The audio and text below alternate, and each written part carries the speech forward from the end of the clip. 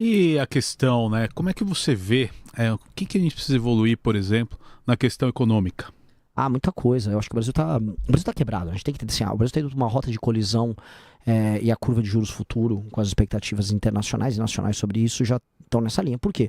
Porque o Brasil ele tem um modelo de gastos públicos baseado em gatilhos automáticos para aumento de tudo. Então, isso faz com que os gastos obrigatórios eles vão aumentando sozinhos e ou você aumenta a arrecadação, ou que uma hora vai chegar no limite, porque a economia está fragilizada, ou você quebra, e que é o que está acontecendo. Mas você está indo numa rota de colisão, a dívida já está na casa dos 10 trilhões, ela está subindo e a trajetória de subida da dívida comparada com o PIB, ela está muito grande. Então, o que, que você precisa fazer?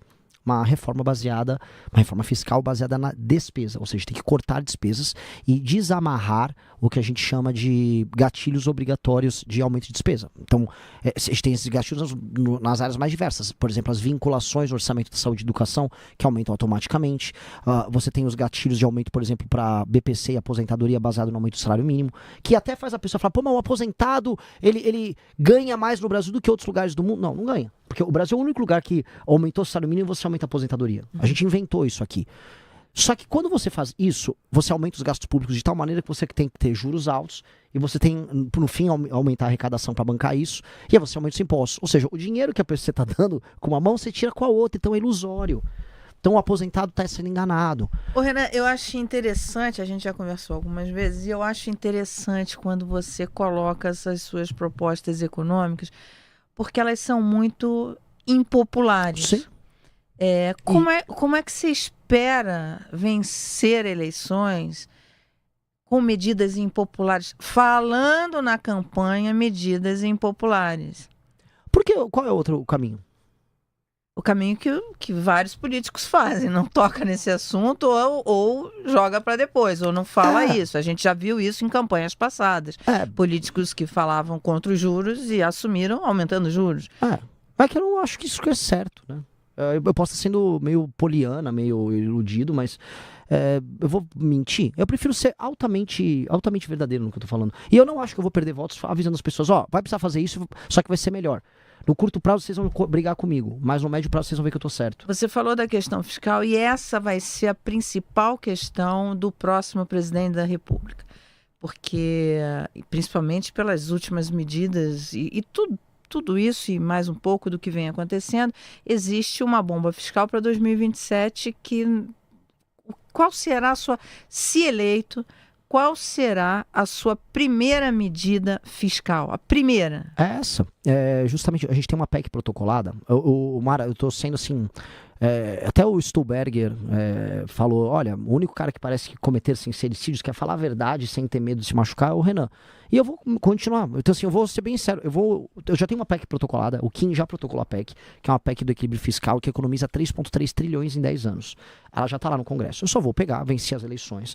Eu vou pegar um avião para Brasília. Eu vou tentar ir de carro, encontrando as pessoas na rua. Ei, ganhei, que bom, que delícia, que legal. Vou até Brasília. Vou sentar numa mesa, vou chamar os presidentes dos partidos, vou chamar as lideranças bancárias. Eu ganhei, eu preciso passar essa PEC agora. Eu vou fazer tudo o que for necessário para passar essa PEC agora, porque isto aqui vai tornar o Brasil um lugar viável do ponto de vista econômico. O que diz a PEC? A PEC, aí, muitas coisas. Ela tem uma reforma previdenciária embutida, paramétrica, mas tem. Ela tem embutida as desvinculações e desindexações, ou seja, que ela elimina gatilhos do salário mínimo para aposentadoria e BPC. O salário mínimo ele vai poder aumentar mais e mais. A pessoa vai sentir o ganho real do salário mínimo. Que é maravilhoso. Para o trabalhador isso aqui é uma notícia fenomenal. Fenomenal. Para aposentado também, tá? Porque ele vai parar com a ilusão, tipo, aumentou minha aposentadoria, tudo bem, mas a carne aumentou mais. Então a gente vai conseguir controlar os gastos e isso vai ter um efeito benéfico para aumento de preços. 3. Vamos mexer em renúncias fiscais, especialmente no topo. A gente tem, por exemplo, a Honda na Zona Franca de Manaus tem 16 bilhões de renúncia fiscal. Uma empresa. Nós vamos mexer no alto funcionalismo. Então, só aqui, eu tô falando aqui um escopo de uma reforma muito profunda. Que precisa ser feita reforma administrativa. Ela mexe com as carreiras. Assim, estou falando aqui da reforma mais ambiciosa do Estado a ser feita, e ela vai precisar ser feita entre novembro, dezembro e janeiro. Eu preciso passar ela já na transição. Então, ela é a reforma mais ambiciosa para a gente colocar o Brasil no lugar. Porque eu não vou poder, nem eu, nem nenhum presidente vai poder assumir o Brasil sem ter endereçado a questão fiscal da maneira correta. Porque enderecei a questão fiscal, aí eu só vou poder cuidar em termos de matéria econômica. Olha só que legal. em ter segurança jurídica para que os investidores nacionais e internacionais possam colocar o dinheiro deles aqui, e reformas de competitividade na área trabalhista, trazer os investimentos para a parte de infraestrutura de transportes e infraestrutura de energia, para baratear o tal do custo Brasil, e aí eu posso instalar a empresa no Brasil. Aí o trabalho do presidente passa a ser um trabalho normal. Hoje o trabalho nosso é tipo, tem que correr com uma reforma, tô desesperado porque vai quebrar, a gente tá sempre às vésperas de quebrar. Com essa reforma, a gente não fica mais às vésperas de quebrar, muito pelo contrário, a gente vai para um caminho, que é o meu sonho, de chegarmos a um dia a um déficit nominal zero. Olha que coisa maravilhosa, coisa de país de primeiro mundo, coisa, a gente tava vendo a Noruega do Haaland, é coisa de Haaland, Noruega do Haaland. O país já teve déficit no governo Lula. Déficit nominal zero. Eu esqueci, mas ela precisa ser política no de Estado. Segundo, mas, ok, mas já teve no primeiro, Tem, segundo, porque ele manteve... quando o Palocci era ministro. Ele manteve o tripé da época do Fernando Henrique e aumentou a arrecadação porque a economia cresceu. Veja só, eu quero isso.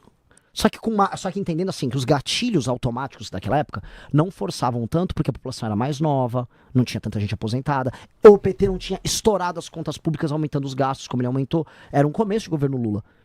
Então você quer ser o governo Lula do começo? Não, eu quero ser o governo Renan, que vai pegar todas as tralhas do governo Lula e vai ter que corrigir, porque ele pegou um governo Fernando Henrique antes, né?